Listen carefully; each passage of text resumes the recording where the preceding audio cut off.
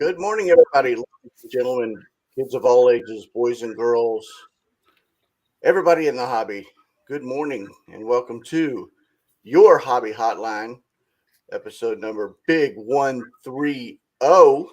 Appreciate everybody taking time out of your busy Saturday to spend time with us. We have on the television, uh, we got the great, the honorable, the fantastic, the amazing Chris Harris. How are you, sir? Oh, that was fantastic. That's for me. It is Honorable. Receive it. honorable. All Of right. course. Well, thank you for the compliment, but I wasn't expecting it from you, Brad. I know. I thought I'd be nice today. Okay. Just And do then- ditto and let's get started. And then we have the Pat Summerall of the hobby. We have the great Dr. Jim Beckett. How are you, sir? I'm great. Good to see you and Chris. It'll be a lot of fun today. It will be fun. And if it ain't fun, then we ain't doing it right. We Yeah. ain't doing it right.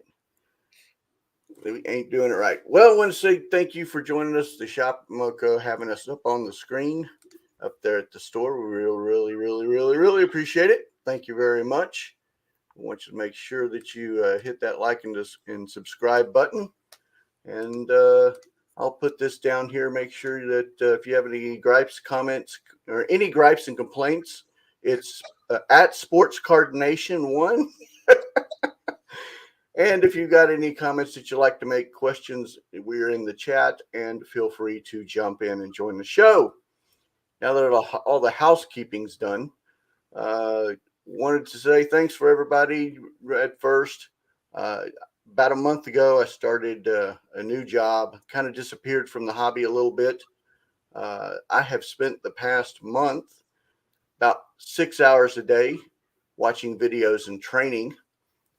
So that's always fun, and having fun, and poking my head out of training and getting ready to get back into the hobby and get back into everything. So that's what's been going on with me. And it's so exciting that Dr. Beckett's decided he wanted to yawn in the middle of the.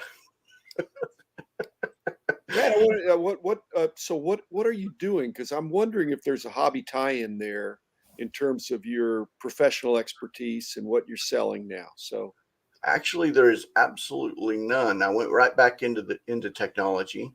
I went to work for what they call a managed service provider, and what we do is we make sure that business owners can run their business and do what they do best without worrying about their technology and securing their customers' data and their own data. So, see, I think there is a tie-in. I think we all ought to be concerned about cybersecurity and protecting our data.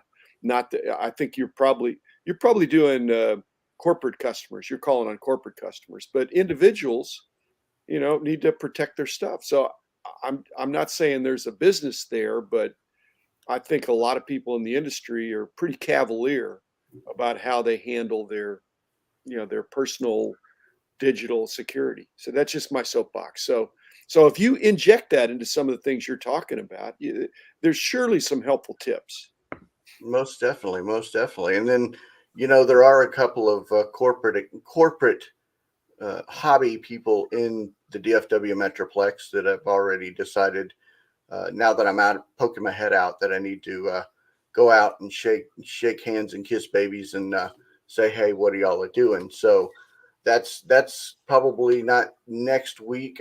I've already like, hopefully Monday, I've already got a verbal commit for a customer to be signed on. So, and last week was full of meetings. This upcoming week, Okay. already halfway through. So I'm doing well. I'm doing well. Great. Good. Let's see. We want to say good morning to Hey, Frank. and of Morning. course, in the staple, Foul 5, and some dude that God, John's awesome. John's absolutely Who awesome. is engineering this show this week? I'm not aware. I don't know. And then there we go. You left skid marks. There we go. Yes, yes, we appreciate it. We appreciate it. And make sure you do sanitize the like button after you push it. After you push it. Thank you all for joining. Chris, where do you want to start first? You want to start it with card shows? Because where'd you go Sure. I mean, you went to the Dallas Card Show. I was at the Philly show on Saturday. Tell us what happened in Dallas. Yeah, Dr. Baker, why don't you start off? Because you and I missed one another, and that's my fault. It's not yours. Again, there's a little bit of rivalry there, Chris. And Ryan Nolan decided he went to the smaller show. I think the Philly show could fit inside one of the rooms of the Dallas show. The Dallas show was great. It was great. There's so many. There's little rooms and in a medium sized room and a big room, and I love to go into the Philly show over the years, but pretty hard to beat when you've got 600 or 700 tables that are 20 minutes away by car. Yeah. So I thought the show was strong. Brad, did you have that same experience? In fact, it was so strong, I really didn't get around as much. Tell me about it. So I was just telling Chris before we went on that I made a decision to only go Saturday because I was exhausted. And so Saturday, I got there as the show opened up, and part of my day was saying hello to everybody. And then I went and I stood in line and I got, there's Tyron Smith's autograph because Tyron is one of my favorite players, probably top 3 in my all-time Cowboys. And the fact that he was there, I fanboyed out. You know what that means. Then, I only had from maybe 3 o'clock to 6 to dig through boxes. So I found a couple of cards, but not really what I was looking for. But the show was awesome. It was amazing. I made it. I did make it through the Starlight Room. I did make it into the big room. I made it into a couple of the small rooms just when I was saying hello to everybody. But by the time I was able to start digging, it was pretty much, it was 6 o'clock and that we're getting ready for trade night. And I wasn't going to hang around for trade night because, I was exhausted. But next one, I'm probably going to go to at least the Friday and Saturday portion of it. And then Sunday, I'll go to church and rest the rest of the day. So did you pick up anything, Dr. Beckett? Yeah. I mean, I spent most of Saturday in one of the small rooms. Oh, nice. I would say I got stuck. Maybe the dealer got stuck, but I wasn't blocking his table, but, just when they have a lot of different stuff, over the years, over the months, over the shows, you realize there's some certain dealers that have the kind of stuff that I like. And then I like the dealer. And so I just kind of camp out and, kibitz and pull some cards. So, but Chris, what was Philly like? Was it better than, is it building? It was a mob scene. Yeah. And I think the organizers seriously need to consider a larger venue for this if it's going to be like this anymore. Yeah.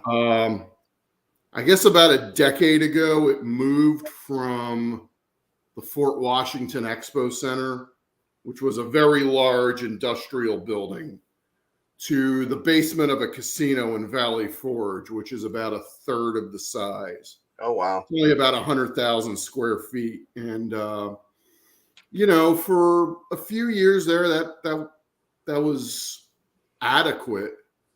But Saturday was just, you couldn't move without running into people.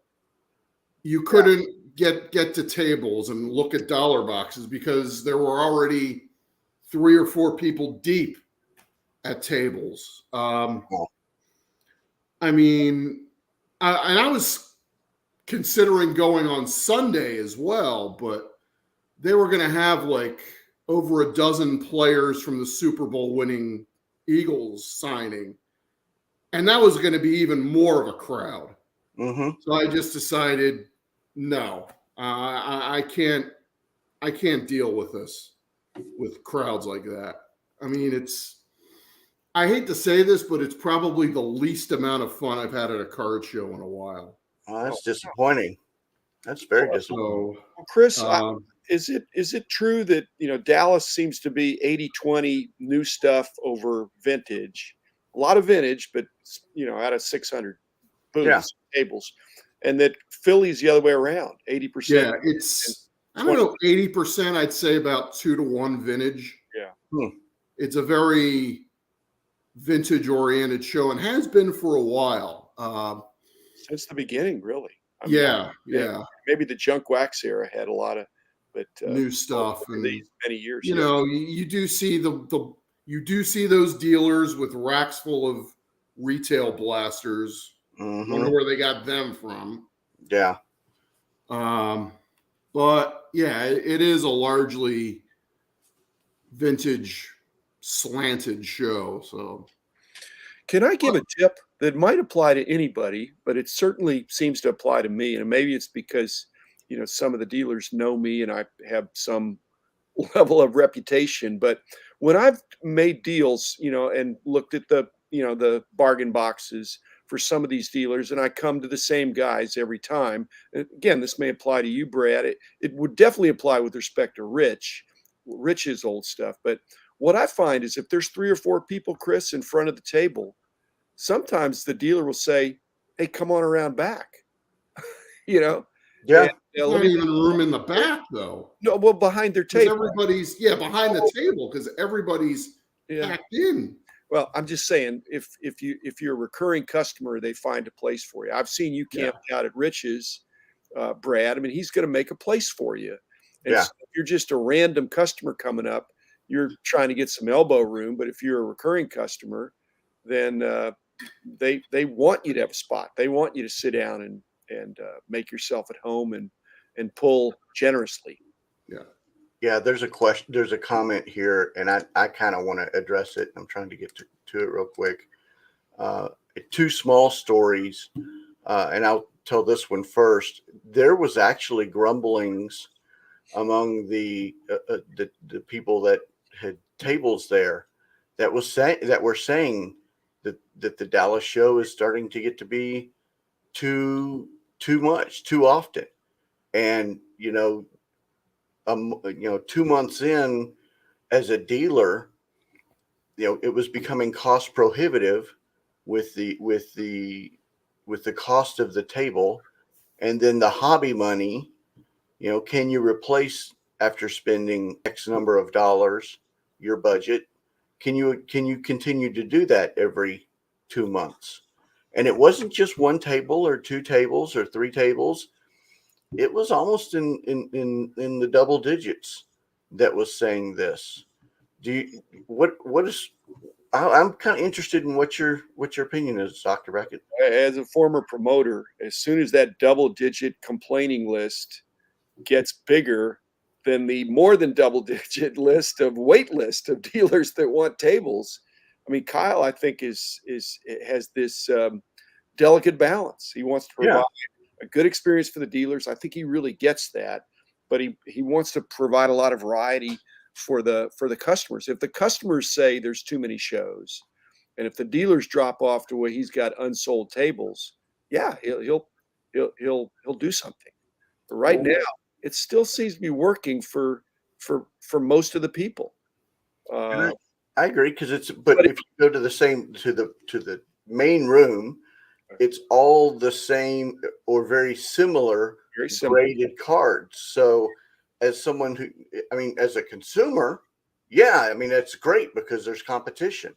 Yeah. But as a dealer, you start lowering your price. So I guess it's a good delicate balance. It is a balance, but then Kyle also has these airport shows that he there's still 100 and some tables, but they're in kind of like in between the 2 big shows. He's done that, and he didn't do that this time. Right. And it's some of the same local dealers, and he may not do it in April. I don't know. Yeah. In fact, I asked his guy about that, and they said, we don't know. It's just, it kind of I think it goes by feel, and that's fine with me. Yeah. Chris, I have a story you will absolutely love. And I'm getting tingles right now just thinking about it. We always say the hobby is for the kids, that we need more kids in the hobby. And I was walking around the main room, Dr. Beckett, and all of a sudden I saw 3 kids gathered together, and they were in it, and they broke out. One had a Pelican case, the other one had a backpack, and I saw a trade get ready to go down. So I kind of walked over and I kind of, backed off and made sure, but close enough to where I could hear.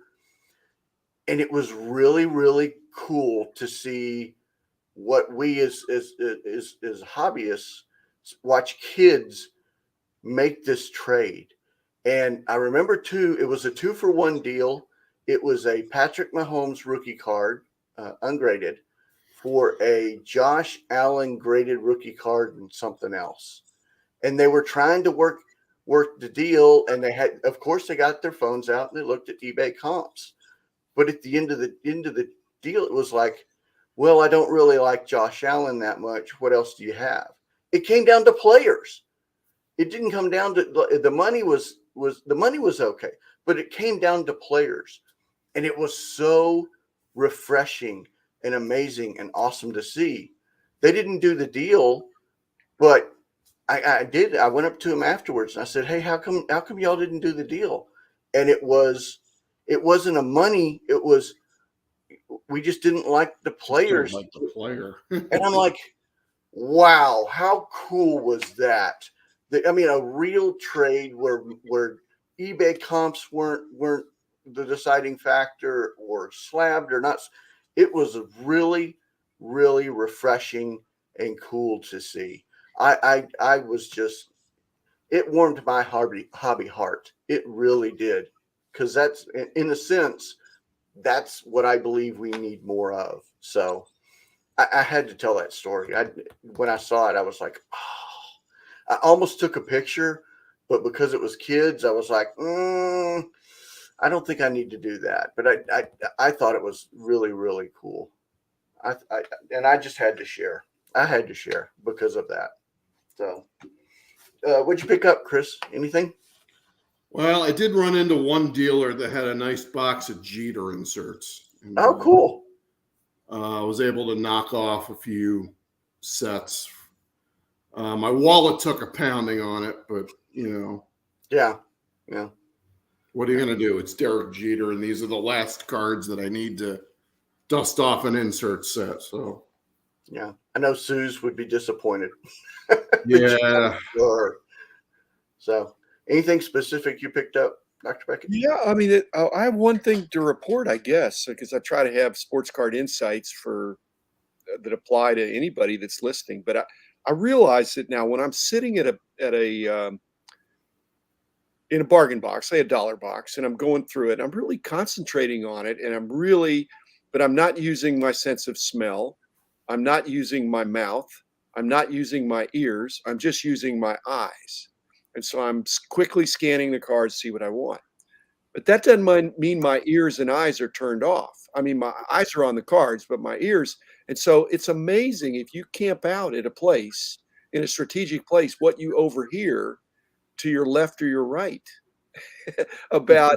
Again, you're hearing like these kids that'll come by and they'll say things. And so I'm trying to be stereo, listen out of both ears and keep concentrating on the cards.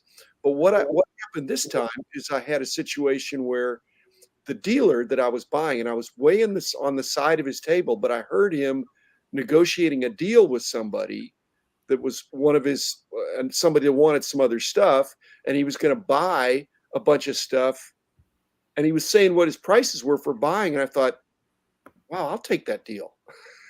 After that guy left, I told the dealer, I said, I'm picking up a nice stack of cards here, but if you really want some of the stuff that you just were trying to transact, I have that same stuff, and I'll be happy to bring it in, tomorrow morning, and maybe it can be an offset and just a trade deal. And he said, sure. And so I wound up substantially offsetting my purchase. And and again, for dealers that are listening, it really enticed me to buy more than I would have. So I pulled more aggressively so that I'm going to get this in trade.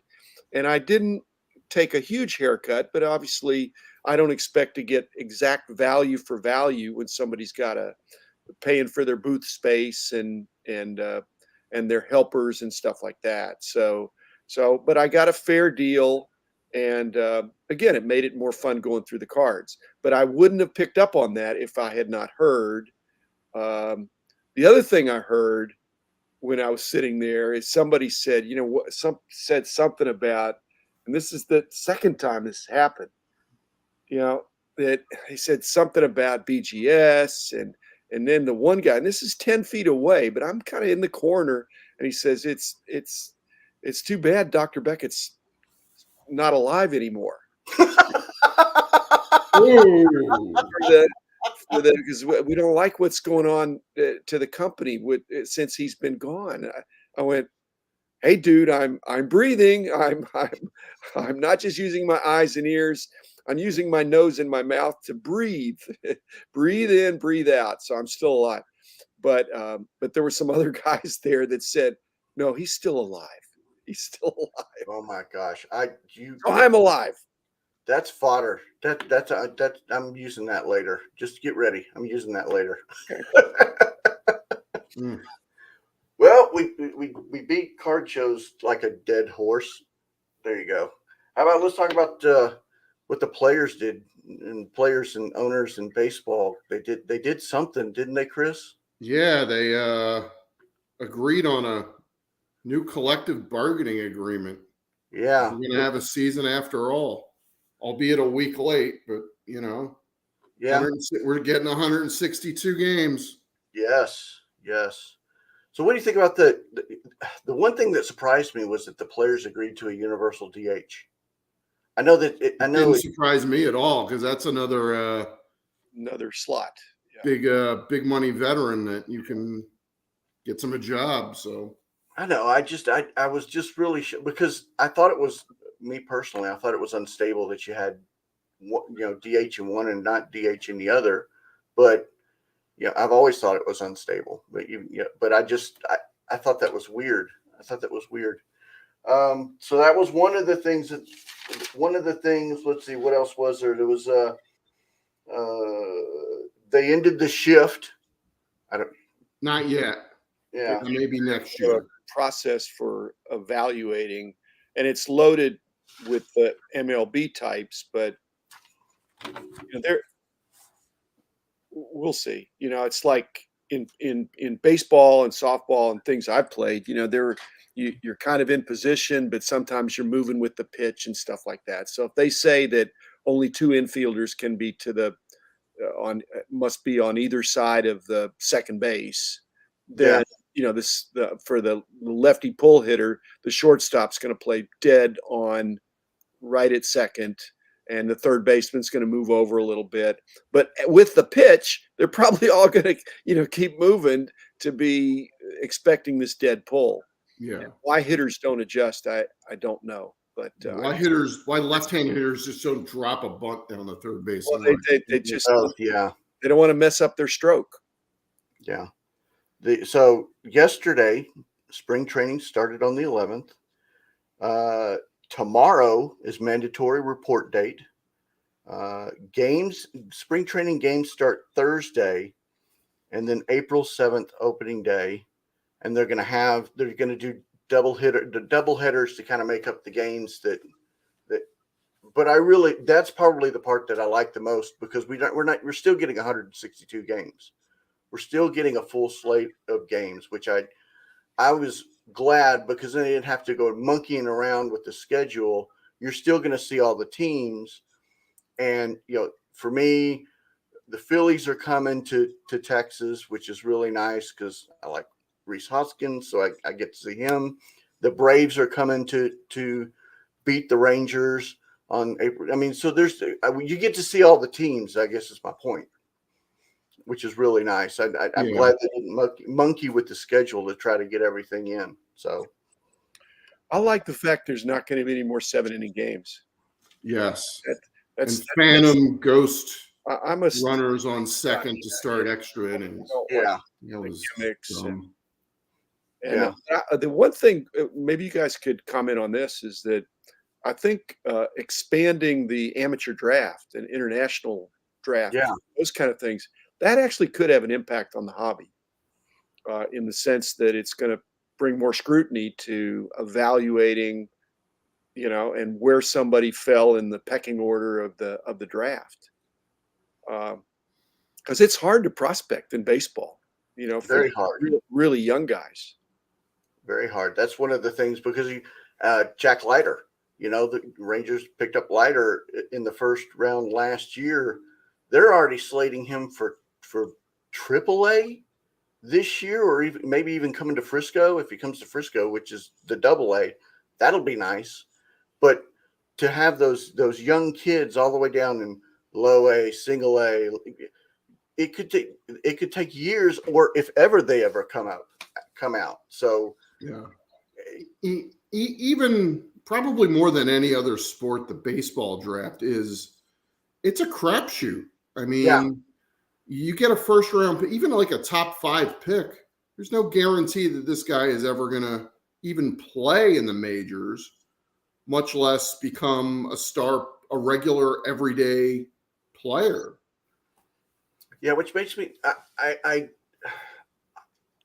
I get it why they would want to go prospect in the high school level, but because of that risk, and then what was the other? They increased. I wrote it down, but I guess I can't.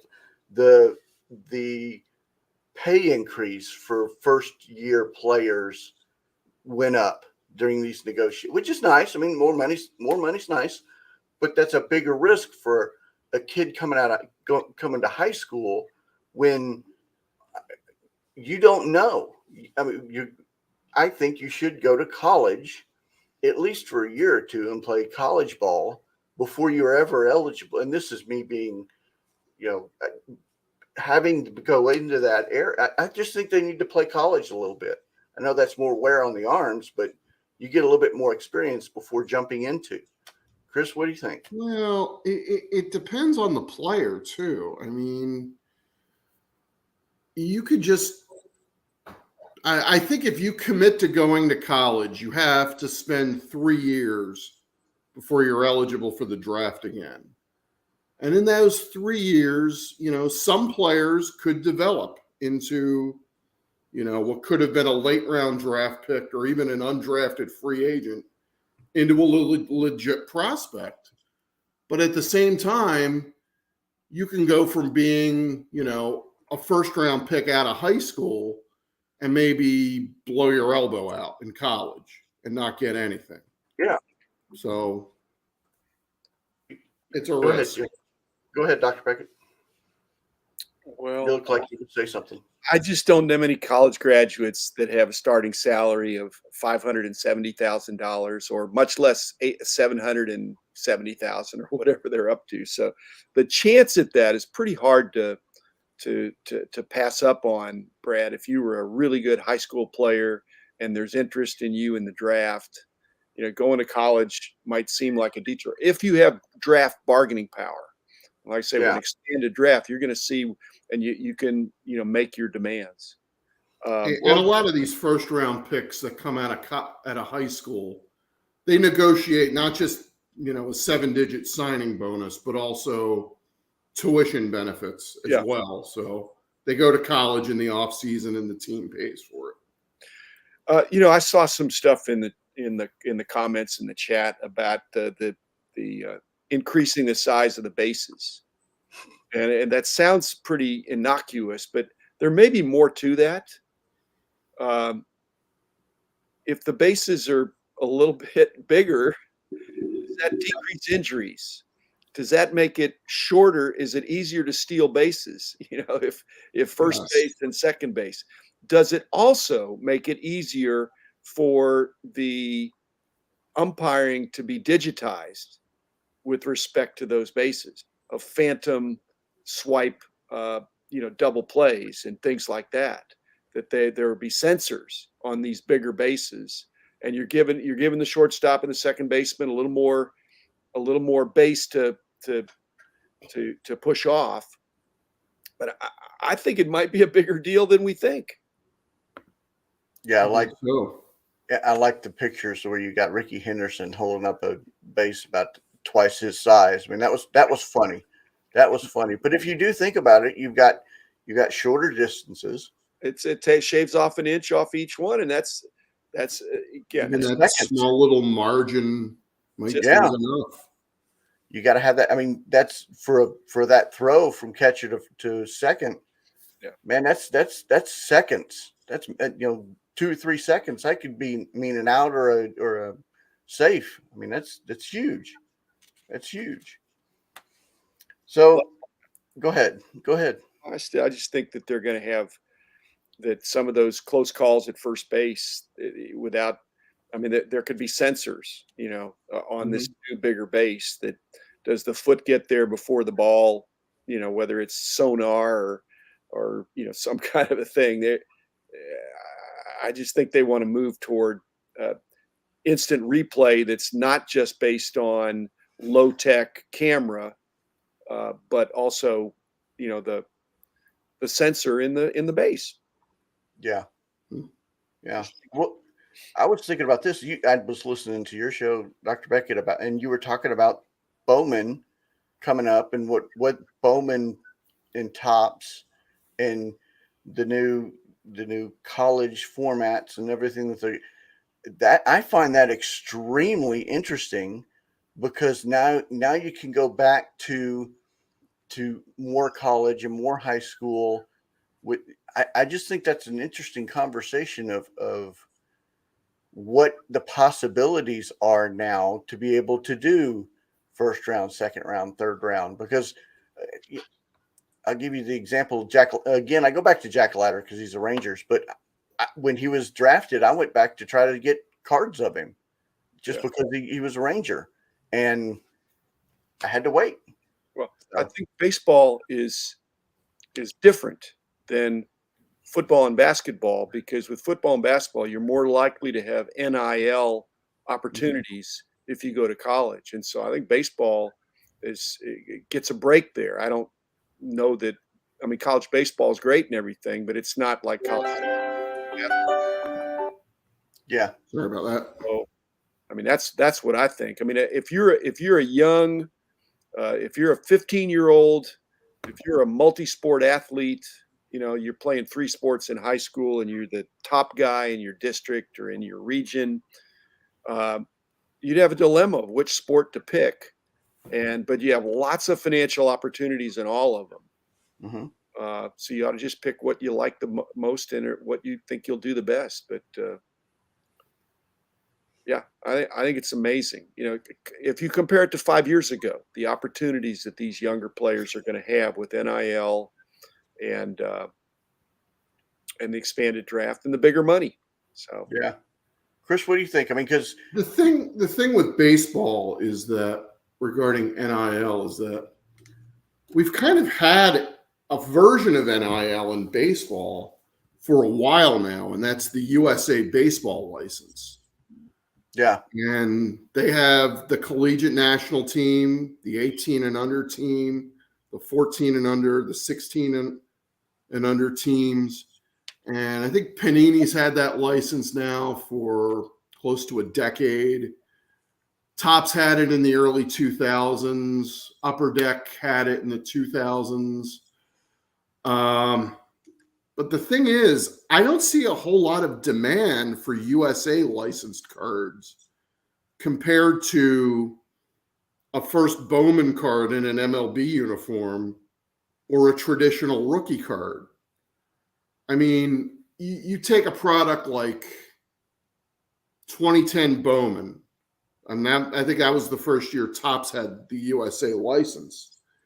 And they had USA licensed cards of Bryce Harper, Manny Machado, Sonny Gray, Trevor Bauer, Francisco Lindor, a lot of players that have went on to become all-star players and a few that didn't. But I don't see the demand for, say, the Bryce Harper USA card compared to his first Bowman card or his traditional rookie. And I think that when it comes to NIL cards, yeah, they'll have some value if that player becomes an all-star in their sport. But compared to a traditional rookie card, I don't know if the demand's going to be there, Well, especially since these NIL cards are not licensed by the colleges.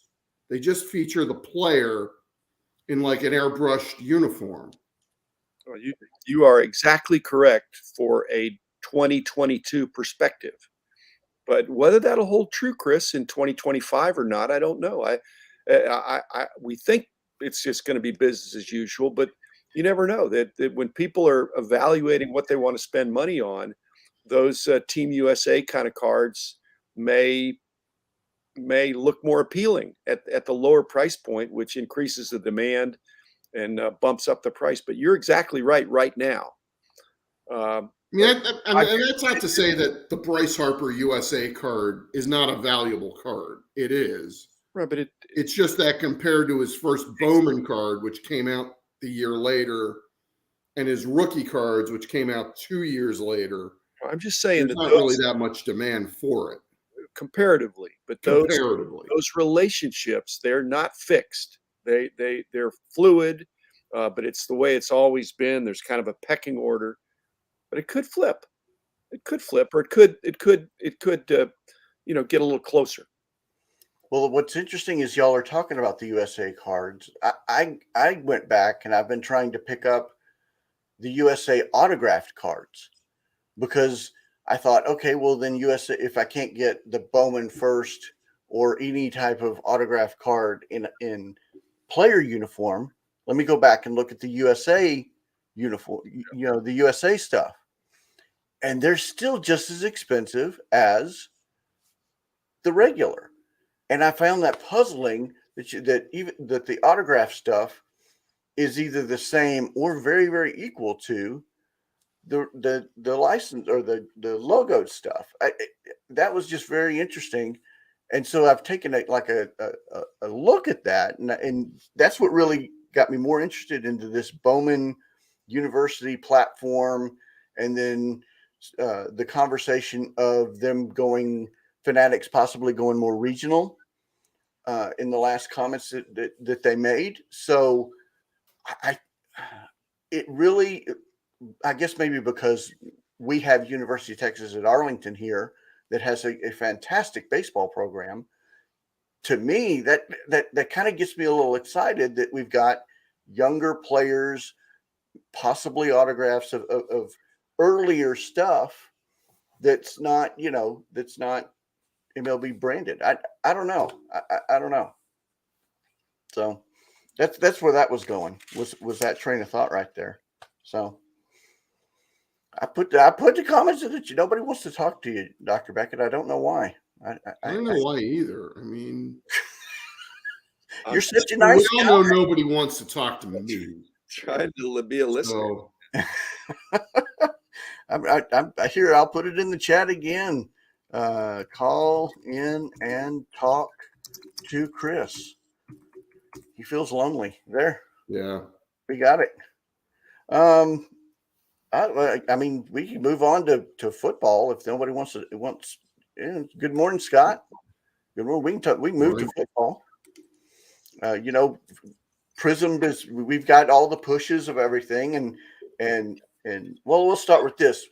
Topps has been pushing back product and pushing back product and pushing back product, and they're still got about 13 releases, according to what Topps says, of 2021 product that still needs to be released. Well, welcome to 2022 baseball. Do we really need 2021 big league? We're never getting big league, are we? Well, according to them, they say yes. We are going to get it eventually. This is turning out to be like the Duke Nukem forever of baseball cards. It's going to be 15 years from now before it ever gets released. Well, there's two problems. One is the card companies. I really have sympathy for them because I think they're all facing this paper shortage or difficulties in getting paper. So they have all the sets are all planned. They're spec'd out. All the art is done. The graphics. All they've got to do. The printer just needs to get the paper, turn the crank, and chop them and collate them and distribute them. Okay, so they're already getting really pushed back. And again, I had a long conversation with a high level Panini guy, and he said we can't get the paper. Okay, so here's the problem: is that once the set is specced out and pro forma'd, and the Players Association, the leagues know about all this stuff. If you have serial numbered cards in there, then you have to have a certain production quantity in order to make the ratios or the pack odds make sense. Mm-hmm. And so I suppose if you chopped your production run in half, if paper was that expensive or that short, then all the production, all the pack odds would be better. I mean, if you had half as many base cards, then the serial numbered cards would be twice as plentiful as you might expect from the back of the wrapper. Mm-hmm. But the thing is, they're that not wreaks havoc too. At least with tops anyway. I mean, if you look at the back of the pack wrapper odds and compare it to previous years, Tops is increasing production on their sets. I mean, They want to. Series 1 is up 25% from last year, which was up 25% from 2020. Opening day is almost double what it was last year. I mean, I know, Chris. that's part of the problem. But I'm saying that into these 2020, these laggard sets that are sitting there waiting to go, if they and Tops usually tries to print to demand and all that stuff, but the demand could be very different if it's an on-time delivery of a set as opposed to 6 months past its due date. It's expired. It's last year's set. And so if that's the case, do they shrink the quantity that they're going to spec out, or do they let her rip, assuming it's going to be business as usual? I think that's a dilemma. Well, yeah, and if you think about it, I mean, you've got pack odds. Forget pack odds. Say you short print the set. Okay, well, even though it is 2021 product, there's a more likelihood of getting a larger hit, whatever you want to call it, and then we'll just say an insert. Then doesn't that make it more likely that you as maybe a collector would want that card? So then to offset that, because there are costs involved, there's you got to pay people, you've got to pay for the design, you've already put time and money into it, then just raise the price. I mean, I don't know. There's got to be some way that you're like, either I understand they're not that they've already got money into it, but you've got to do so. You can't have. I guess you could. I mean, it's a dilemma. Chris is the economist, but I mean, basically, if you chop the production quantity in half and you double the price, on a pro forma basis, it's all's well. But it wreaks havoc with the understanding of the product, and it's a bad precedent, and it messes things up. I mean, economists like to have order. This is very disruptive.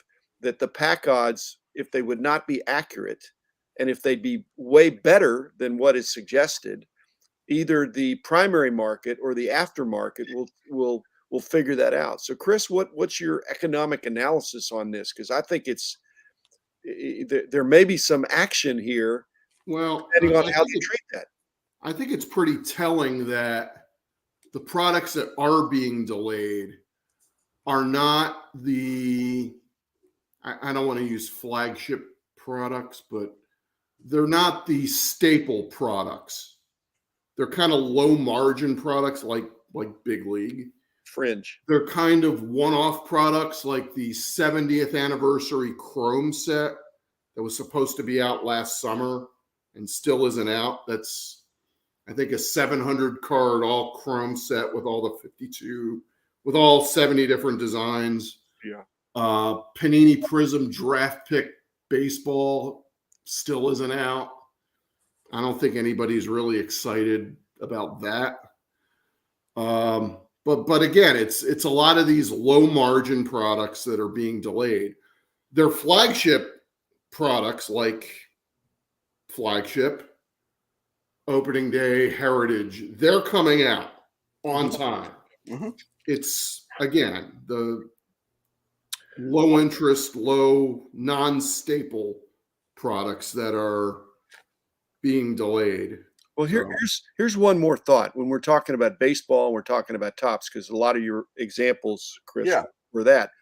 But the fact that the strike, the work stoppage, the lockout, whatever, that the players and the owners have gotten back together bodes well, because otherwise, I mean, if there was a protracted strike, and again, the paper shortages and Tops is trying, I don't know that the leagues and the players would cut Tops any slack, if they're not playing, because they're really expecting to get full they, royalties and all that. But now they that don't cut the TV companies any slack.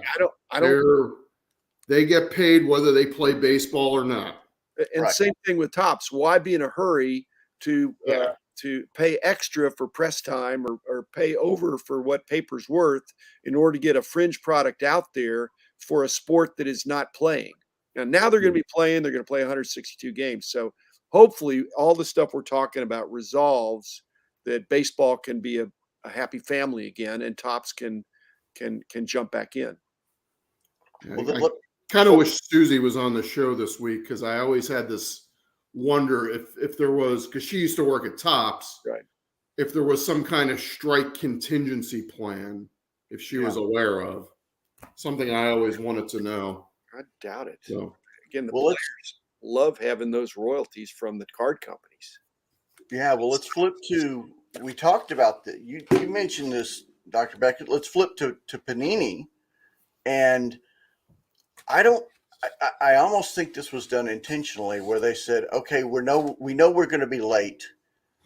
Why not push it way out and have Prism football 3 days before the draft?" Because if you look at the draft class, it's uninspiring, and that just because we just got back from the combine, and all of a sudden everybody starts trading quarterbacks. So the teams aren't very high on the quarterbacks. We know that the player the product Prism is quarterback driven. We've got Prism football due out 3 days before the draft. So you get that push of you get the draft excitement, and then you go back and well, the draft class isn't that great. So you've got Lawrence, Wilson, Fields, you got Chase, you got Mac Jones, you've got Parsons, you got Kyle Pitts, you've got guys that are marketable from last year. I thought it was a pretty smart move to do that. You're going to be late. Go ahead and push it. Well, What do you think? except the set's already made up. It's already constructed, and they talk about 11, 12, 14-month window. I think it can be less than that, but they can't, it's hard to make changes. I mean, this is, not that it's not all digital graphical design, but there are ripple effects. When Rich and I did episodes about 81 Donruss, 81 Fleer, when those new companies that hadn't done cards before, according to the circumstances, were scrambling with a lesser time frame. That's when you make a bunch of mistakes, and the hobby is not a hobby of mistakes anymore. People are not looking for a bunch of errors. They're looking for their glamour cards, and they want to get some expensive hits. Yeah. and it also seems to me that Panini is played, because of this paper shortage and printing shortage, kind of prioritized basketball more than football or any of the other sports, especially baseball, since now they're pretty much a lame duck. Well, and I just saw Optic baseball at Walmart. So there's still Optic baseball out there. So that was there's still Mosaic baseball out there. Well, And Chris's point, again, in the economics of it, if they were, let's say that a certain product for Panini is 1,000 cases, it's probably better for them to do one 2,000 case product than two different 1,000 case products. And Mhm. so I think what Chris is saying indirectly, I think, is that these companies are prioritizing toward the guaranteed better sellers, bigger sellers, and they'll catch up with these fringe brands when they get a chance. Yeah, and it seems to me that basketball cards are really have driven the hobby over the last 2 years. year and a half more than football. Yeah. So So so you go back to the fringe when do you release? Do you release it at and I'll go back to baseball, the All-Star game? Do you release it, or you just trickle it out and let it fly? That's I guess the question that I have is more when do you do that? I mean, it's Brett, our dilemma when we were doing the price guides back when I was active, we had this dilemma of how late is too late for something to be still considered a rookie card. I mean, if you, you put it out 2 years later and you claim that it's a card from a couple years before, so it can be the rookie card of somebody, that doesn't seem fair. Uh, but my sympathy with the card companies that most of these sets we're talking about that have not been released, they have been constructed. If they were to go, like you're saying about, any kind of football or basketball release, if they wait until 3 days before the draft, what if they wait till the day after the draft and then put in, well, I mean, if there's after the fact kinds of things to call, then it's like the Wander Franco thing. You've got this ambiguity as to what is the real rookie card based on the nominal year of issue, which is not the year when it was issued necessarily. It could be, and so I don't like it if people are able to play games with it. So I like it's tragic, but it's not a manufactured, pardon the pun, made up excuse. I mean, yeah. there really is a paper shortage of the type of paper that they need. Yeah, I understand that. I understand. I'm trying to look at it from a different lens of if let's say, Chris, they do release Big League. Okay, so what's the appeal of even buying Big League? What is would be? anybody going to buy a product that doesn't have a Wander Franco rookie card in it? Yeah, I mean, yeah, with Unless with the they league player go class. back and put one in. But now it's a 2021 product released in 2022. Is anybody going to take that?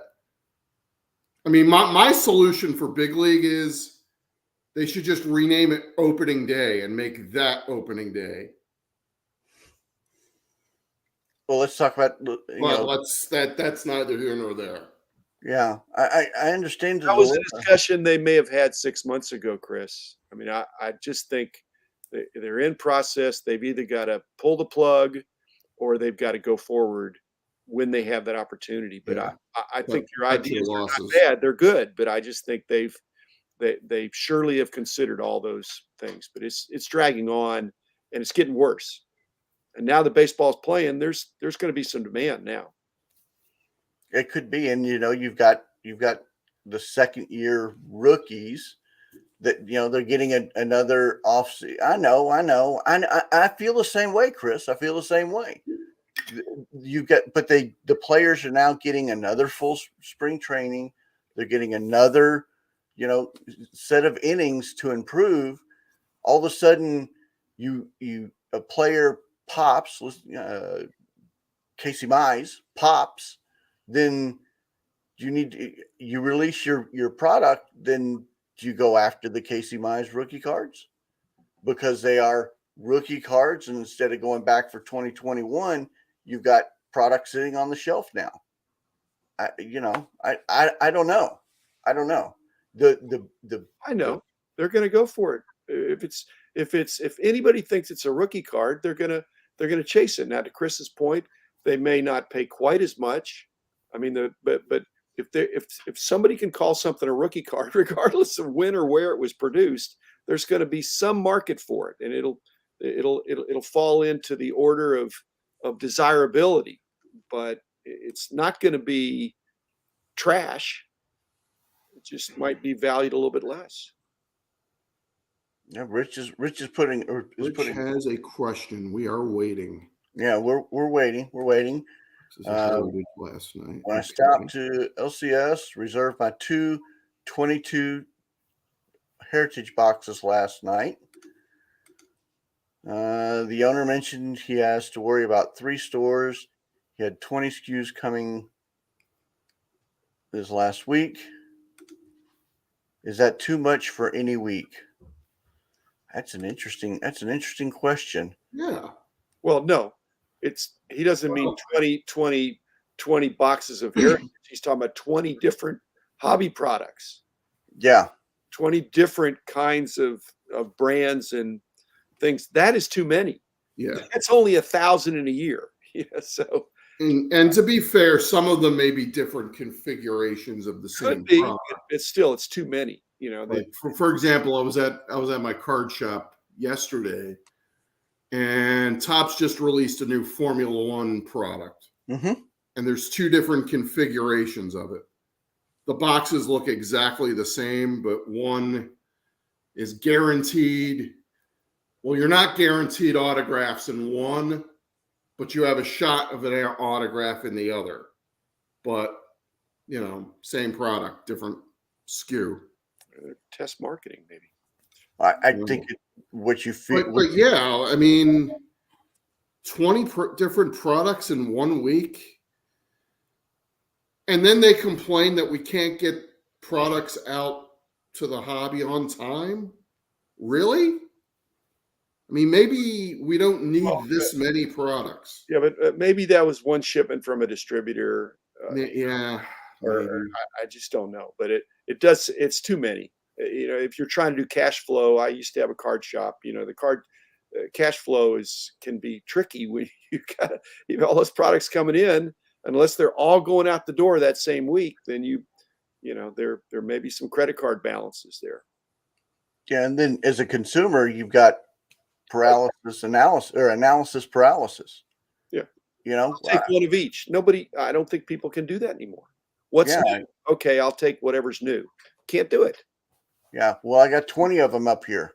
Yeah. Which one do you want? Never mind. Or I want that one. No, I want that one. No, I want that one. It's a huge dilemma for it. And then again, the cash flow is 100% true. So we got 2 minutes to post time, or I guess 1.5 minutes to post time.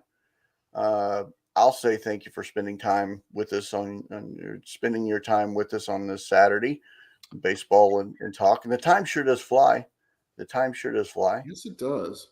I want to thank you, Brad, for pressing all the right buttons. Woohoo! I appreciate it. And we didn't even get to that ridiculous Gary V Doodle product. Why you got to bring that up? I was hoping we. I'm saying we didn't get to that, but you had to bring it up. Yeah, it's because we have 45 seconds left in the show. You had to do it.